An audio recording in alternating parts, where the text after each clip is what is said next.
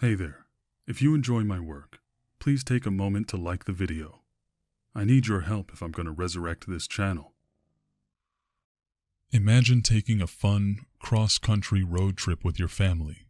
Everything goes great, but when you arrive back home, you realize there is one more person living in your household than there was before you left. Dear Mr. X, my name is Becca. I was thinking about a story I heard on your channel a while back. It was about a guy named Randy, where an unknown cryptid-like entity tried to impersonate his child. I believe what he was dealing with may have been a rare type of creature, commonly referred to as a mimic. I say this because, as you may have guessed, I've encountered such a thing before. Through a combination of research, experience, and maybe a little bit of luck, I found out that cinnamon seems to work to ward off mimics. It worked for a friend of mine once, at least. I write to you today to share that story. This happened when I was a little girl.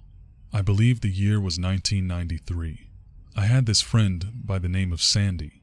Sandy had a little sister, about 5 years younger, named Faye. One summer, when Sandy was about 7 years old, her parents decided to take a family cross-country road trip from the West Coast all the way to Disney World in Florida. Sandy told me that they had a great time at the park. Now, many of us know days of fun and excitement can go by in a blur. I guess the human mind can only take but so much childlike wonder and amazement before the memories start to run together. Before she knew it, Sandy and her family were packing up the minivan again to head back home. This is where things started to get weird. As the family finally made it home and unpacked their things, Sandy suddenly noticed that there was something off. She realized that somehow there was no longer just one Faye, her little sister, but two. She didn't trust either of them, getting a strange feeling that the two-year-old girls were hiding something. Shortly after their return, Sandy's parents began going out and purchasing furniture pieces to accommodate the mysterious new addition to the family. The furniture they bought was often the same exact pieces that they already had for Faye. I remember talking to Sandy and us both being confused about the whole thing, even with our young, normally carefree minds. For quite a while, her parents simply referred to both girls as Faye, which made things even more bizarre. Eventually, they took to calling one of them K. So, here's where the cinnamon came in. Sandy's mother used to make snickerdoodles for all of us every once in a while. They were Sandy's favorite cookies. After K showed up, though, Sandy complained that her mom never made them anymore. As you may know, cinnamon is a key ingredient in this popular cookie recipe. In fact, this discovery led to another strange realization. Anything in the house containing any traces of cinnamon had been discreetly removed before we ever noticed. Any other cookies, crackers, or cereals, for example. One time, when Faye and Kay were about 4 years old, the four of us were at a mutual friend's house eating cereal. Kay tried a piece of our friend's cereal that happened to be flavored with cinnamon sugar. She quickly spat it out, saying it was icky. However, I was looking right at her the moment she ate it. As she recoiled and grimaced, I noticed that her face underwent some extremely disturbing changes. Her tongue and lips turned a sickly jet black. The texture of her skin seemed to briefly shift into something less than human. It was as if her skin had become charred and burned, with the darkness spreading across her lower jaw and crawling up her nose before retracting back to normal with frightening speed. The only reason I noticed it was because I was so distrustful of her. I usually found myself staring at her with a constant sense of suspicion. Faye, the original one, I think, had been eating the cereal by the handful. Kay started crying and knocked the cereal out of her sister's grasp, making her wash her hands before dragging her back to the house down the street. Apparently, Kay told Sandy's mother something so egregious that she forbade her children from visiting that friend after that. We never did find out what story she made up. The weirdest part of all this is that Sandy's parents never acknowledged the weirdness of it all. The mysterious appearance of an extra child in their home. The clear lack of preparation that made them have to go out and buy duplicates of all their daughter's furniture and clothes. Kay had the ability to make her presence seem so uneventful, so ordinary. Eventually, I lost touch with Sandy and her strange family. After a series of bitter fights and arguments between her and I, we basically ripped each other to shreds emotionally. I didn't see them again until 1999 when my brother died. They all came to visit after the funeral. For some reason, Kay had clearly developed an intense hatred of me. I finally reconnected with Sandy and found out that over the years, Faye had been constantly sick with flus and other maladies. No one knew exactly why. Sandy finally moved away when her parents divorced. So as I said, I want to caution Randy as to the acceptance of such a thing, jokingly considering him as having 3 children instead of 2. I would hate for them to end up like Sandy's parents, having one of their children truly mimicked, with no knowledge of which one is the original and which is the imposter. What's even worse is that these mimics seem to have the ability to tie their life force to that of their victim. If it gets to that stage, they really will have 3 children, 2 normal ones, natural ones, and one that's secretly an otherworldly parasite with an extreme allergy to cinnamon. Thanks for listening, Mr. X. Becca. Hello there, my friends. Mr. X Dreams here. So this is one of those stories that really pulls me into its own little self-contained world. For some reason, maybe it's the fact that I grew up a 90s kid myself, I'm really able to place myself in as a sort of fly on the wall in each scene that Becca explained in her original email. I wrote the story based on her account in order to sort of paint the picture a little bit more thoroughly for you this time around. Some of you might remember this story from a couple years ago. So before I comment on the story itself, there was something that came to mind I wanted to run by you. You might have heard this if you listen to my live streams a lot, but some of you may remember a dream that I discussed on my channel a while back, sometime after my mother passed away in 2019. In this particular dream, my mother was somehow living again, but still sick and confined to a sofa in her home. I went to visit my dad, and I was surprised to see her there.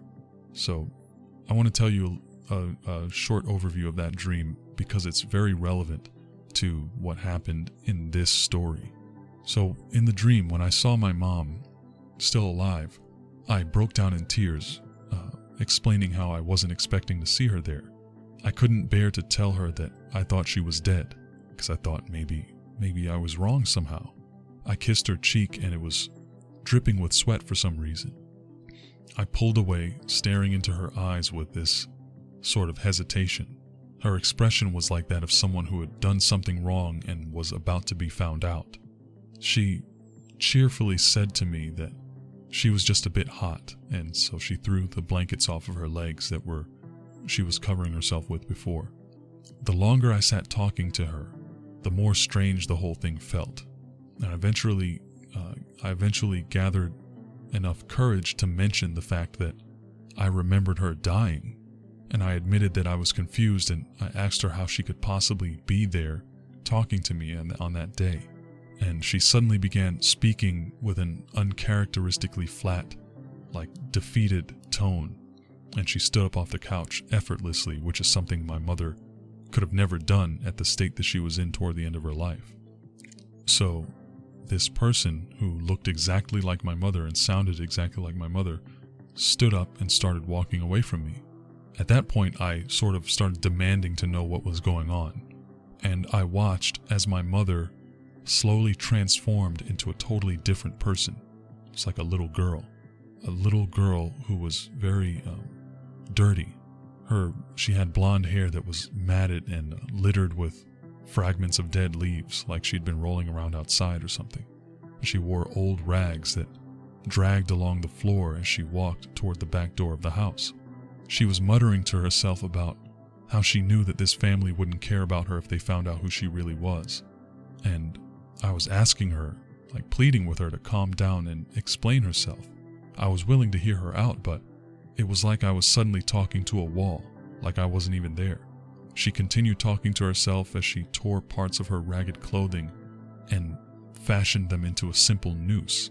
She then tied that around her neck, through one end over a tree branch, and without an ounce of regret in her eyes, she hung herself. Now, I don't know why I didn't intervene to try to stop her, but all I could do was plead with her that although what she did was wrong, that she wasn't actually a bad person. I was just kind of trying to tell her, you shouldn't do that. You shouldn't mess with people's emotions like that. But it's okay. I forgive you. Just don't do what you're doing. But for some reason, I never actually thought to grab her and pull her down. And she died right in front of me, in my dream, of course. So I say all that to say, I know how it feels to be in the presence of an imposter. Even though it was a dream, that feeling is it's a very visceral and memorable feeling to be staring into the eyes of someone who looks exactly like your loved one and know that they're not really them. I could only imagine seeing something or someone, even in the guise of a child that you know, that doesn't belong. That's got to be super creepy and strange. And the fact that the mimic was taking the form of a 2-year-old girl makes it even more haunting to me. Like the implied innocence of a toddler was used as a tool to deceive Sandy's parents into caring for an entity that somehow slithered its way into their family. The creepiest thing to me is that the parents didn't notice the glaring, spontaneous change in the number of children that they had. I've always wondered if or how often Sandy ever tried to bring up the mysterious addition to the family. I wonder if they were somehow prevented from acknowledging it, or if they were just under some sort of spell, if indeed this is a true event that really happened in the way that it's being expressed. I want to know what questions or comments you may have about this story. Other than the first time I told an earlier version of this story, of course, have you ever heard of anything like this before? Have you ever heard of a mimic? What would you do if you witnessed someone experience a case of paranormal cinnamon allergies like we saw with Kay there? That must have been a creepy sight. Also, one thing I wanted to note is that I had no idea how terrifyingly vicious a 10-year-old girl could be. I didn't know that they had the ability to emotionally rip each other to shreds. That was pretty disturbing too, if you want something more in the realm of the mundane. So, what I'm going to do now is open up the floor for the dreamers to weigh in. Remember, if you want a chance at your question or comment showing up in a future video, or the chance to be a sponsor of a future video, turn on notifications so that you can catch the live reading and discussion. It's always a lot of fun. Alright, so LittleOwl says, such a weird story. I can't understand how the parents just accepted the new edition. Sounds like it was some kind of entity that was living off the original Fae. And yeah, that's one of the most intriguing mysteries about this is, why did they not acknowledge it, or were they able to acknowledge it? Not sure. And certainly Sandy doesn't know, or maybe by now, because it was years and years ago, maybe she does know. I wish I could talk to her and even talk to her parents and see, how did y'all come home? Back then, car seats and kid seats probably wasn't the biggest trend yet in the early 90s. I know a lot of times kids weren't in car seats back then. So I would assume if it was happening right now, you can't drive cross country with a 2-year-old with no car seat. But back then you could probably just have the kid running around in the floorboards and no problem. Brett says, the tethering idea is an interesting thought. Makes me wonder about stories of people's diets changing out of the blue. Yeah, we don't want to go down that rabbit hole too far, because then you'll start suspecting every doggone body. As if someone goes vegan and it's like, okay, are you still you, or are you a doppelganger mimic now? Priscilla Rose says, are mimics kind of like doppelgangers? I wonder. As far as I know, I think doppelgangers are just a double of someone that's created by some nefarious purpose in order to take over the person's life and kill them, I think. I think that's how the mythology goes. I'm not sure. I should probably look into that. It seems like a mimic is almost like some type of an animal, almost like a creature, like an insect or something, that has the ability to duplicate the appearance of another person. And I hope that that's just complete BS and it's not real.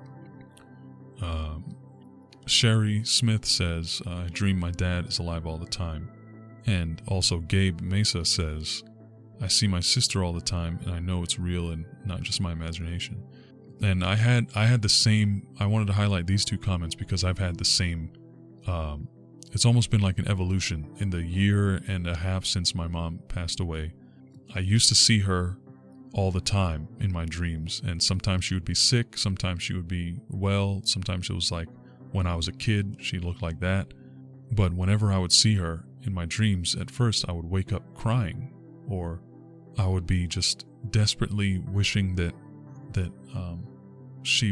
it was real. I would be so disappointed and almost forget that she had passed, and then when I wake up, it would hit me again.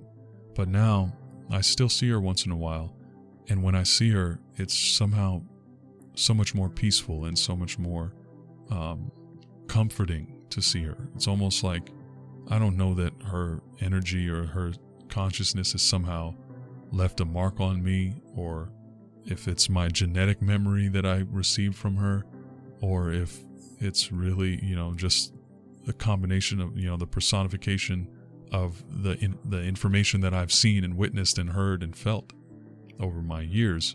If I'm just recreating her image, who knows? But it's gone from being something that was very distressing to me at first to being something that I wake up with a smile on my face having seen her in the dreams now. And she's never sick anymore, which is really good. I hated seeing her like that over and over again. Also, real quick, I said that I was going to mention this. When it comes to, mimics versus doppelgangers, there was a time, I've told this story before on my channel, but since this video is a little on the shorter side anyway, I figured I'll just gloss over it real quick. There was a time where when I was in college, I was with my younger brother, and he was, we were kind of on different schedules, but we were always there on campus at the same time. And one day, my brother texted me and said, "Hey, where are you?" And I was like, I'm over by building 119 or whatever. And he said, "So you're not in front of building 2, or for example?" I said, "No, why?" He said, "Come to the cafe right now." And my brother was at the cafe. I power walked. I just knew that something was going on. I walked as quickly as I could, almost ran to get to where my brother was at. And he looked like he had seen a ghost. He was standing there staring in the same direction the whole time from when I saw him to when I got to him. And he said, "Look over there, look at that guy." And there was a guy on a bench in front of a building. And he was sitting there. I'm telling you, it was me. If I'm telling you that, then you know the dude looked exactly like me. It was uncanny how, like, the clothes that he was wearing sunglasses, same as mine. He was wearing a baseball cap like I used to wear all the time, wearing shorts like I often did, sitting in a way that I sit, and on a bench that I sat on frequently in between classes. And it was, as soon as I saw this, I felt almost like I was being challenged, like my very being was in question. And he said, "What are you going to do?" And I was like, I'm just going to go over there. And that's all I could think to do. And I walked, almost made a beeline towards this person, but I wasn't able to go directly there because of the way the walkways and everything were. And there was a point where I lost sight of this person because of a staircase for like 3 or 4 seconds. And in that time, he vanished. And I was looking for him. I didn't see him. And then I went back to my brother and I asked him, well, where'd the guy go? And my brother didn't see him leave somehow. And that was one of the weirdest real life situations that I had encountered. And I just wanted to share that with y'all real quick, since it's kind of relevant to this. And also, last thing before I go for this video, I will be redoing the other story mentioned where Becca, the person who gave me this story about the mimic, referenced a story about a man named Randy, about a strange centipede-like creature that assumed the form of one of his children. And I found that story in the archives, and I'm going to be redoing that one and rewriting it. It's super old, one of the earliest videos that I ever did on this channel. So look forward to that, and whenever it comes out, I'll probably put a link to it in the description of this one so that you will be able to easily find it. But yeah, that's a cryptid to this day. I have no idea what the heck it was. Alright, so before I go, if you're still listening to this video, if you want to let me know that you're a real dreamer, type the word cinnamon in a comment down below. That's the code word for today. Cinnamon. Be creative, work it into a comment so I can see you. Catch you later, my friends. This episode was sponsored by dreamers like you. Samantha, Cindy S., Lorie Long, Ina Cook, Leann, Ellie, Ambar, Zen 2011, Shinfitz, Terico, Reuk, LittleOwl, Dolly, Priscilla, Sylvia, AestheticWaif. Thank you all so much.